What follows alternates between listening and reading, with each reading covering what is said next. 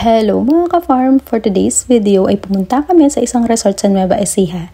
Matagal ko na ding gustong pumunta dito dahil madalas ko itong makita sa social media at mga iilang artista. Kaya naman noong January ay nagpabook na kami ng kaibigan ko dito. Ito ang Highland Valley Villas Resort and Spa na matatagpuan sa Pantabangan, Nueva Ecija at 3 hours drive mula Pampanga. 1.5 oras nga pala ang layo nito mula sa Vicente Cos na kinainan namin. Hindi naman din kami nahirapan dahil diretso lang ang daan papunta. Kaliwat kanan nga yung mga nakikita namin nag-harvest at nagbibilad ng palay.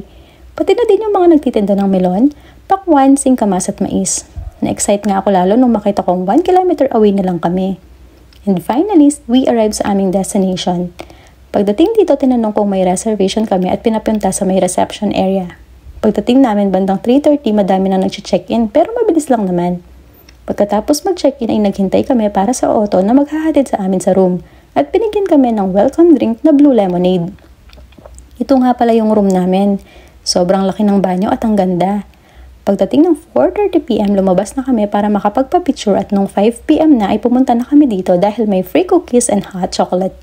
Meron ding free use of balsa and kayak, free coffee and water sa room, complimentary breakfast, free use of gym, lap and infinity pool and jacuzzi.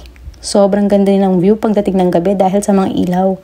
The next day, maaga kaming pumunta sa restaurant para sa breakfast.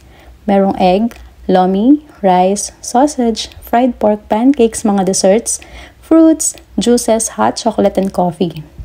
Pagkatapos mag-breakfast, nagpunta na kami sa lake para sa balsa and kayak.